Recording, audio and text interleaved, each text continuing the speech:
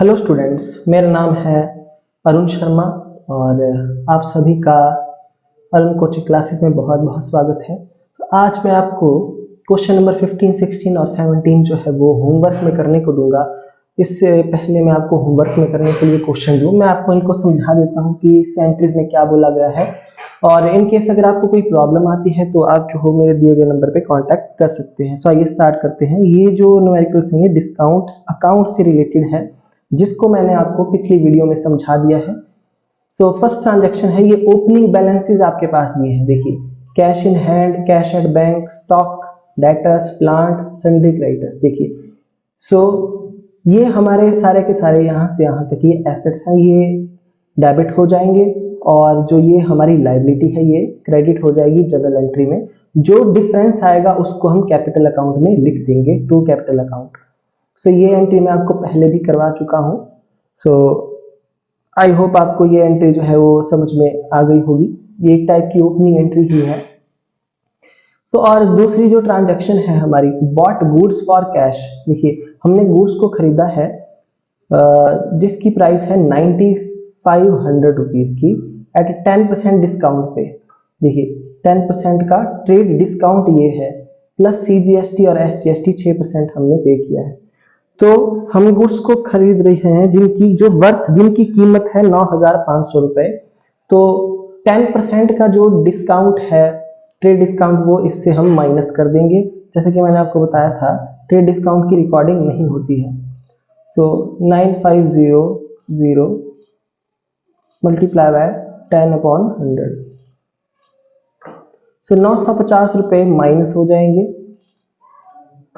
8550। तो जो हमारा परचेज अकाउंट है वो डेबिट हो जाएगा 8550 से और कैश अकाउंट क्रेडिट हो जाएगा 8550 से, क्योंकि 10% का ट्रेड डिस्काउंट है वो हम कहीं शो नहीं करेंगे। बट इस केस में आप देख सकते हैं यहाँ पे GST भी पे हो रहा है। तो एंट्री क्या बनेगी? एंट्री हम लिख देंगे यहाँ पे कि हमारा परचेज अकाउंट डेबिट होगा और यहाँ पे इनपुट GST भी आएगा स्टूडेंट्स, इनपुट CGST और इनपुट SGST।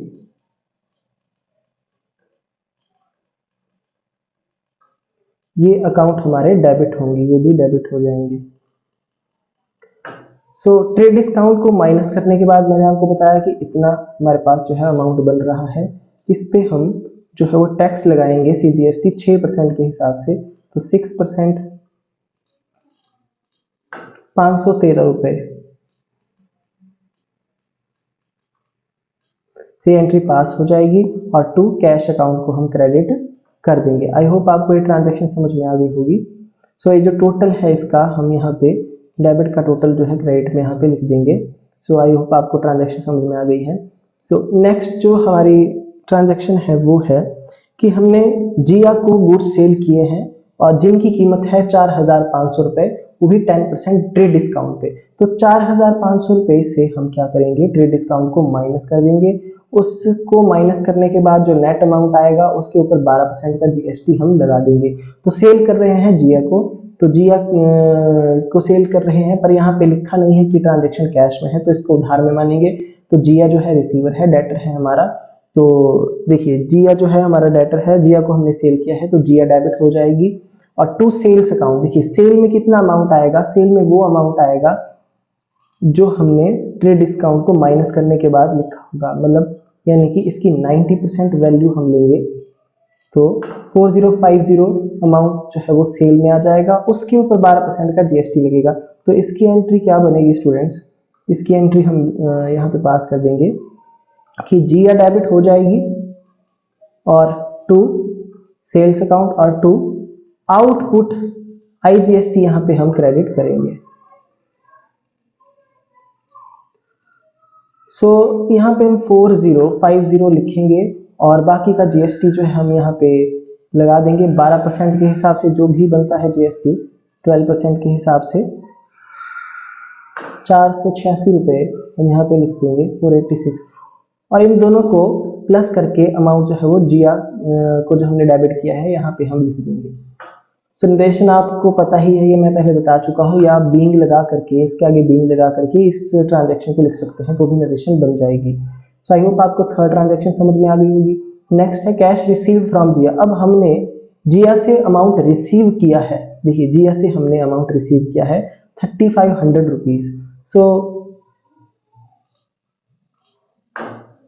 सो जिया को जो हमने गुड्स बेच दिए थे, उस गुड्स का जो टोटल प्राइस था 4536 था, 4536 विद जीएसटी जो है 4536 था। अब हमने उससे अमाउंट को रिसीव किया है, सो कैश अकाउंट डेबिट हो जाएगा।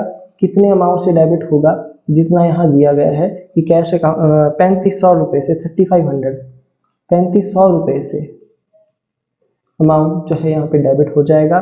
पर जिया से हमने कितने पैसे लेने थे, जिया से हमने 4536 रुपीज जो है यहाँ पे हम लिखेंगे 4536। यहाँ पे देने वाला कौन है, जिया है, तो जिया को हम क्या कर देंगे, जिया को हम क्रेडिट करेंगे। और डेबिट में क्या आएगा, डिफरेंस में डेबिट में आएगा हमारा डिस्काउंट 1036। जैसे कि आप यहां देख पा रहे हैं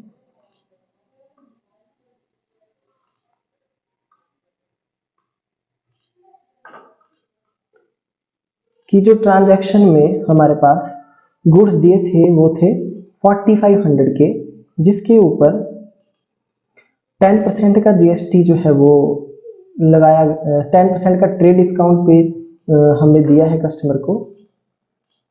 4050 ये अमाउंट आ रहा है, तो सेल्स अकाउंट क्रेडिट किया था हमने, और इसके ऊपर 12% का जीएसटी जो है, 12% का जीएसटी हमने लगाया था, आउटपुट जीएसटी 486। तो इसको प्लस करके हमारे पास ये अमाउंट आ गया था। बट कस्टमर ने यहाँ पे लिखा है कि हमको सिर्फ 3500 रुपए ही दिए हैं, full settlement of her account, मतलब पूरा इसकी अकाउंट की सेटलमेंट हमने कर दी है 3500 रुपए में ही। तो 3500 रुपए हमने रिसीव किया है, बाकी का जो है वो डिस्काउंट अकाउंट हम यहाँ पे डेबिट में लिख देंगे।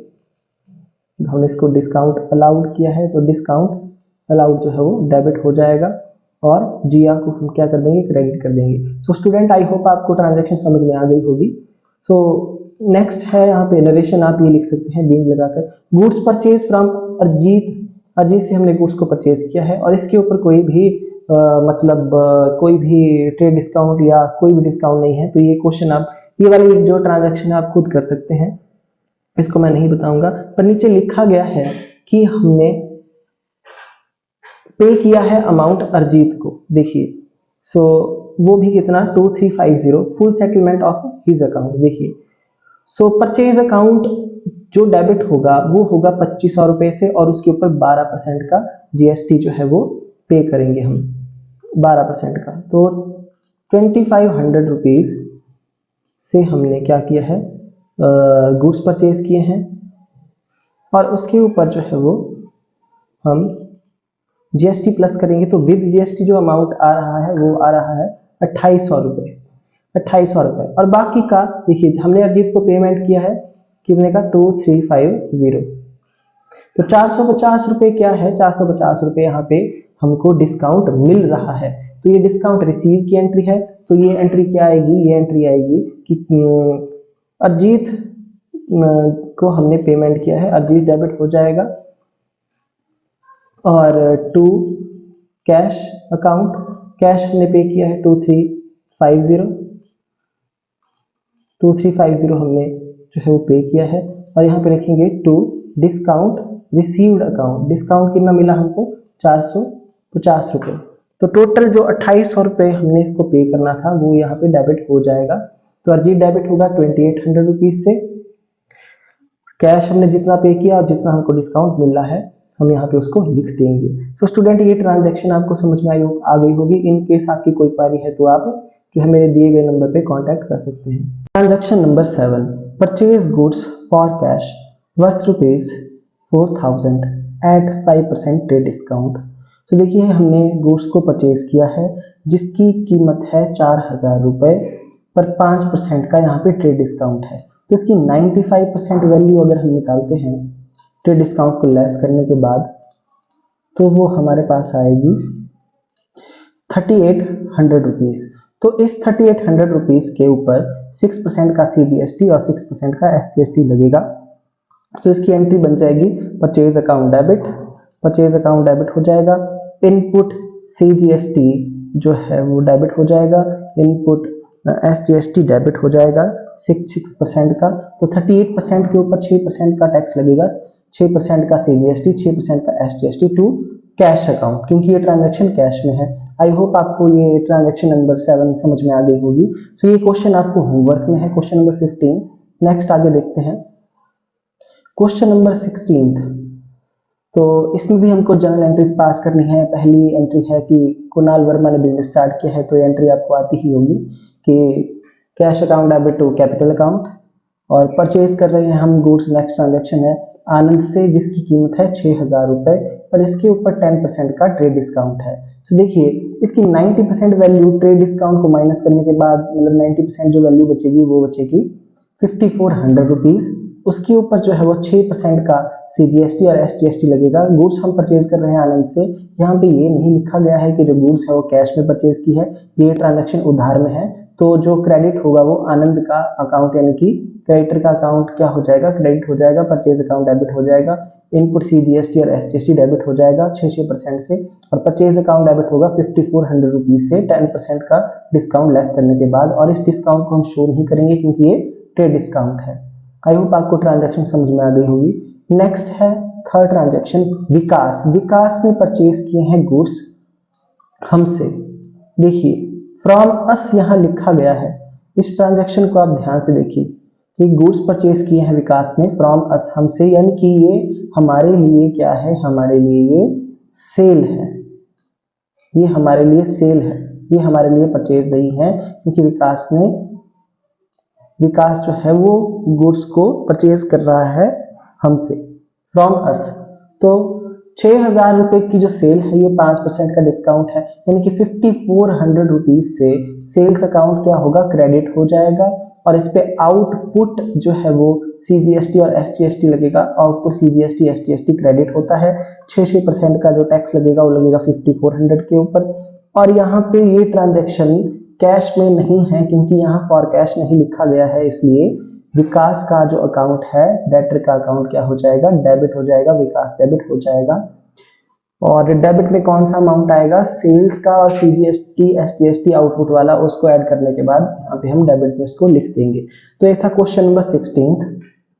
नेक्स्ट है क्वेश्चन नंबर 17। पहली ट्रांजैक्शन है पेड टू गौरव। गौरव को पे किया गया है, paid to Gaurav 3800 rupees and discount allowed by him. देखिए हमने पेमेंट किया है, तो गौरव को हमने पेमेंट किया है 3800 रुपीज का पेमेंट किया है। तो हम लिखेंगे टू कैश अकाउंट लिखेंगे 3800 रुपीज। और कितना डिस्काउंट इसने अलाउ किया है, इसने डिस्काउंट अलाउ किया है हमको, तो ये हमारे लिए डिस्काउंट रिसीव्ड है, क्योंकि हम गौरव को पेमेंट कर रहे हैं तो वो हमको डिस्काउंट देगा, तो हम डिस्काउंट को रिसीव करेंगे। डिस्काउंट रिसीव हमारा गेन होता है, तो गेन का बैलेंस क्रेडिट होता है, इसलिए डिस्काउंट रिसीव जो है क्रेडिट होगा नॉमिनल अकाउंट के अकॉर्डिंग। तो 200 रुपीज क्रेडिट हो जाएंगे। तो गौरव, यहाँ पे गौरव जो है रिसीवर है, गौरव को डेबिट करेंगे कितने अमाउंट से, 4000 से। तो इसका मतलब ये है कि गौरव को हमने 4000 रुपए पे करने थे, पर हम गौरव को 3800 रुपीज ही पे कर रहे हैं, और 200 रुपीज का डिस्काउंट है। सो इसकी नरेशन आ जाएगी, being amount paid to Gaurav 3800 rupees and discount allowed by him rupees 200। So पहली ट्रांजैक्शन आई होप आपको समझ में आ गई होगी स्टूडेंट। ये बहुत ही ज्यादा आसान ट्रांजैक्शन है। इन केस अगर आपको कहीं कोई बात पता नहीं चलती है तो आप मेरे दिए गए नंबर पे कांटेक्ट कर सकते हैं। सो नेक्स्ट है give away as charity good. देखिए हमने एज अ चैरिटी जो है गुड्स को, एज अ चैरिटी गुड्स को दिया है। 500 रुपीज के गुड्स हैं जिसको हमने चैरिटी में दे दिया है, और इस गुड्स के ऊपर जो है हमने CGST SGST पे किया था जब हमने गुड्स को परचेज किया था। सो मैंने आपको क्या बताया था स्टूडेंट्स कि जब भी हम गुड्स को परचेज करते हैं तो हम GST जो है वो पे करते हैं, और जब हम गुड्स को क्या करेंगे, गुड्स को इस केस में गुड्स को सेल नहीं किया जा रहा है, गुड्स को एज अ चैरिटी दिया जा रहा है। तो मैंने आपको बताया था कि जो चैरिटी अकाउंट है वो इस केस में डेबिट होगा, चैरिटी अकाउंट डेबिट होगा। मैं आपको यहाँ समझा रहा हूँ ये ट्रांजैक्शन की, चैरिटी अकाउंट क्या हो जाएगा, डेबिट हो जाएगा। और क्रेडिट क्या होगा, परचेज। देखिए परचेज क्यों, क्योंकि हमारी गुड्स जो है वो बिजनेस से बाहर हो रही हैं और गुड्स परचेज अकाउंट जो है वो गुड्स को रिप्रेजेंट करता है। तो 500 रुपीज के गुड्स हमने दिए हैं। और जो इनपुट CGST SGST है वो क्रेडिट होगा, वो रिवर्स हो जाएगा। ये ट्रांजैक्शन मैं आपको पहले बता चुका हूं। इनपुट SGST कितना, 500 रुपीज के ऊपर 6% के अकॉर्डिंग जो है वो 30 रुपीज टोटल जो है चैरिटी में हम 560 रुपए जो है वो डेबिट करेंगे। सो इसकी नरेशन हम यही लिख देंगे जो यहाँ पे ट्रांजैक्शन लिखी गई है।